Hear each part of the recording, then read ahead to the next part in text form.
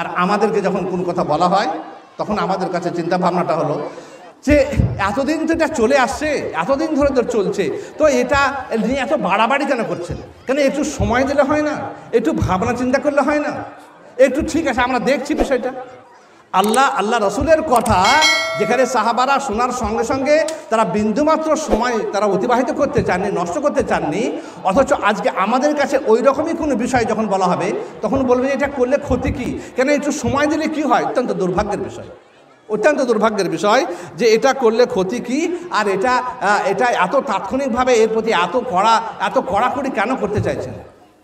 আমি সামান্যভাবে একটি দৃষ্টান্ত দিয়ে আমি সামান্য আর একটি বাস্তব কিছু সমস্যা নিয়ে আমি একটু কথা বলবো। এটাতে এমন কি ব্যাপার আছে যে এটা এখনই মানতে হবে? আচ্ছা তাই যদি হয় এটা করলে ক্ষতি কী, আর এটা এমন একটা কী জিনিস, যে কোনো জিনিসের যদি আপনাদেরকে বলা হয়, কি বলবো একটা উদাহরণ, যদি বলা হয় নাহা রাসূলুল্লাহ সাল্লাল্লাহু আলাইহি ওয়াসাল্লাম ইয়ানহা আনিন নাইয়ে, যদি বলা হয় মৃত্যুর সংবাদ মাইকে প্রচার করো না, মৃত্যুর সংবাদ রাসূলুল্লাহ সাল্লাল্লাহু আলাইহি ওয়াসাল্লাম ওইভাবে ব্যাপকভাবে প্রচার করতে নিষেধ করেছেন, মাথা খারাপ হয়ে যাবে আমাদের। আমরা বলবো কেন ক্ষতিটা কি, কেন এটা করলে ক্ষতি কী? এটা ভাববো না যে এটা একবারও আমরা চিন্তা ভাবনা করবো না এটা সত্যি রসুলের হাদিস কিনা। যদি রসুলের হাদিস যদি হয় তাহলে পরে আমাদের এটা মানতে আপত্তিটা কোথায়? রসুল্লাহ সাল্লাল্লাহু আলাইহি ওয়াসাল্লাম বলছেন তোমরা জাহিলিয়াতের চিন্তা ভাবনাগুলো ছেড়ে দাও, এবং মৃত্যুর সময় কোনো মানুষের মৃত্যু ঘটলে যেমন মক্কার লোকেরা পাহাড়ে উঠে চিৎকার করতো মানুষজনকে জানানোর জন্য, সেই জাহিলিয়াত পদ্ধতি ছেড়ে দাও।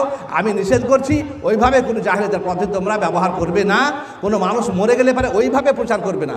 আমি আমার সংবাদগুলো কোনো মানুষের বাড়িতে দিয়ে আসবো, আমার ভাই বোন যেখানে আছে আজকে থেকে 50 কিলোমিটার, আমার বাড়িতে 50 কিলোমিটার ধরে, তাকে মাইকে শোনানো যাবে না, তাকে মোবাইলের মধ্যে জানাবো, তাকে সেখানে গিয়ে তাদেরকে সেখান থেকে নিয়ে আসতে হবে ইত্যাদি। সে ব্যবস্থাপনা বাদ দিয়ে মাইকে প্রচার, মাইকের মসজিদের মাইক থেকে প্রচার, বিভিন্নভাবে প্রচার যেগুলো কোরআন ও সহিহ সুন্নাহ অনুযায়ী সাপোর্ট করে না। আপনি বলবেন ক্ষতি কী? আমি মাত্র 2-1 উদাহরণ দেবো। আচ্ছা নামাজ তো পড়লাম, আসরের নামাজ 4 রাকাত না পড়ে নেকির উদ্দেশ্যে 5 রাকাত পড়া যায় না? আপনি একটা হাদিস দেখাতে পারবেন, কোনো জাল জয়ীফ হাদিস দেখাতে পারবেন 5 রাকাত নামাজ পড়লে কত গুনাহ হবে? দেখাতে পারবেন আপনি? কেউ দেখাতে পারবে? কোনো মাযহাবের লোক দেখাতে পারবে? তো কেন পড়বো না? 5 রাকাত কেন নামাজে পড়া যাবে না? এই জন্যই পড়া যাবে না, ওটা স্বীকৃত নয়। আমরা এটা খুব ভালো করে জানি যে ওটা ওইভাবে বর্ণনা করা হয়নি। নেকির উদ্দেশ্যেও বেশি কাজ করা যাবে না যা কোরআন সহিহ সুন্নাহ দ্বারা স্বীকৃত নয়। আচ্ছা ঠিক আছে, এটা নাহলে অনেক বড় কথা। তাহলে রুকুতে যে কেন সুবহান রাব্বিয়াল আযীম কেন পড়বো? কেন রুকুতে গিয়ে সুবহান রাব্বিয়াল আলা কেন পড়বো? কিংবা সুবহানাকাল্লাহুম্মা রাব্বানা ওয়া বিহামদিকা আল্লাহুম্মা গফিরলি যে দোয়াটি রুকুতে এবং সাজদায় পড়া কেন টাকানে পড়বো? করে একটি কোরআন মাজিদের একটি আয়াত পড়লে পারে যেখানে 10 করে নাকি, একটি শব্দে 10 করে নাকি, তো কেন রুকুতে আমরা কেন সুবহান রাব্বিয়াল আলা আমরা সুবহান রাব্বিয়াল আযীম কেন পড়বো? কেন সুবহান রাব্বিয়াল আলা পড়বো সাজদা থেকে? কেন আমরা আমাদের কোরআন মাজিদের আয়াতগুলো কেন পড়বো না? ক্ষতি কি? কেন ক্ষতিটা কি? আপনারা যে বলছেন এটা করলে ক্ষতি কি, তো রুকুতে গিয়ে কেন কোরআন মাঝে আয়াত পড়বে না? ক্ষতি কি? ক্ষতি হলে এটাই, ওটা পড়লে নামাজ হবে না। আপনি আপনার মন মতো ভাবতে পারেন না। আচ্ছা আপনি ভাবুন তো, যে 10টি নম্বরে আপনার মোবাইল নাম্বার আছে, আপনি একটা নাম্বার মাইনাস করে ফোন করুন না, তাই আমার পর্যন্ত আপনি যাকে ফোন করতে চেয়েছেন তাকে পাবেন। আপনি ফোন করলে বলবে আপনার রং নাম্বারে ফোন করছেন, আপনি আপনার নম্বরটা ঠিক করে লাগান। কতবার আপনাকে বলবে? আপনি যতবার চেষ্টা করুন, আপনার নিজের টাকায় মোবাইল কিনা, জিও সিম বা ভোডাফোন সিম, যে কোনো সিমই আপনার লাগান না কোনো, পৃথিবীতে যতগুলো সিম আছে আজকে প্রচলিত, আপনি যে সিমই লাগান না কেন, আপনি যত টাকা দিয়ে মোবাইল আপনি কিনুন না কেন, কোম্পানি দ্বারা যে সিস্টেম অনুযায়ী যে নাম্বার আপনাকে দিয়েছে সে সিস্টেমের বাইরে গিয়ে আপনি ফোন নম্বরে আপনি একটি নম্বরে বেশি করলেও হবে না, একটি নম্বর কম করলেও আপনি আপনার জায়গায় ফোন করে আপনি পৌঁছাতে পারবেন না। এটা সম্ভব নয়, যেহেতু কোম্পানি আপনাকে যে সিস্টেম শিখিয়েছে সে সিস্টেমের বাইরে আপনি চলতে পারবেন না। আর যখনই আপনাকে শরীয়তের কথা বলা হবে তখন আপনি সিস্টেম মানবেন না, কেন মানুষের তৈরি করা সিস্টেম আপনি মানবেন। আচ্ছা আপনার ব্যাংকে অ্যাকাউন্টে আপনি যখন টাকা তুলতে যাবেন, আচ্ছা আমি কতক্ষণ সময় করবো, আমি কতক্ষণ করবো? হ্যাঁ আচ্ছা আপনি ব্যাংকে যাবেন, আপনার নিজস্ব টাকা জমা দেওয়া ব্যাংকে, আপনার নিজস্ব টাকা জমা দেওয়া কষ্টার্জিত রক্ত পানি করা টাকা জমা দেওয়া ব্যাংকে আছে, তার জন্য আপনাকে ব্যাংক কর্তৃপক্ষ আপনাকে একটা নাম্বার দিয়েছে, তো অ্যাকাউন্ট নাম্বার দিয়েছে, 10টি 12টি নম্বর আপনাকে একটা অ্যাকাউন্ট নাম্বার দিয়েছে।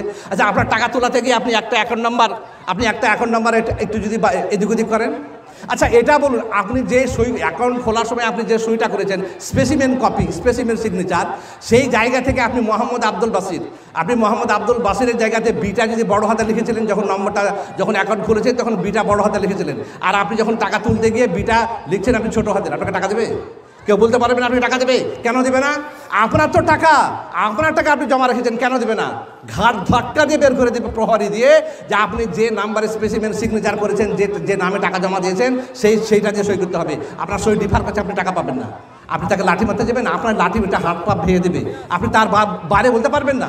আচ্ছা, আপনি একটা নাম্বার, আপনার যে অ্যাকাউন্ট নাম্বার আপনাকে নির্দিষ্ট করা হয়েছে, সেই অ্যাকাউন্ট নাম্বার বাইরে আপনি একটা নাম্বার লিখে দেখুন না, বেশি একটা নাম্বার কমিয়ে দেখুন না, একটা নাম্বার বেশি লিখে দেখুন না, আপনি কি হয়, আপনি কোনো মূল্যে সারা জীবন চিৎকার করে মরে গেলে, মাথা ফেটে ফাটিয়ে দিলেও আপনি আপনার টাকা তুলতে পারবেন না। কেন? ব্যাংক কর্তৃপক্ষ যে ব্যবস্থাপনার মধ্য দিয়ে, যে সিস্টেমের মধ্য দিয়ে আপনাকে অ্যাকাউন্ট নাম্বারটা দিয়েছে, সেই অ্যাকাউন্ট নাম্বার, সেই পদ্ধতি আপনি মানেননি। অতএব সিস্টেমের বাইরে আপনি সেখানেও টাকা তুলতে পারবেন না, যতই আপনার কষ্টার্জিত জমে থাকা টাকা হবে না কেন। অতএব যে সিস্টেম পৃথিবীর তৈরি করে, মানুষের সিস্টেম আমরা এইভাবে একান্তভাবে আমরা গ্রহণ করে চলেছি, অথচ কোরআন ও সহিহ সুন্নাহ দ্বারা যেটা সিস্টেম, সে সিস্টেম আমরা মানতে চাই না। আমরা বললে তখন বলবো এটা করলে ক্ষতি কী, এটা করলে অসুবিধা কোথায়, সমস্ত অনেক জায়গা আছে, আমি সেই জায়গাগুলোকে চিহ্নিত করতে চাইছি না। আমি বলতে চাইছি আল্লাহ তাআলা সন্তোষে লাভে ধন্য হতে গেলে পারে, আকাঙ্ক্ষিত লক্ষ্যে পৌঁছাতে গেলে পারে আমাদের কোরআন ও সহিহ সুন্নাহর সিস্টেমকে মানতে হবে এবং এইটাই আমাদেরকে গ্রহণযোগ্য হিসেবে তুলতে হবে। আজও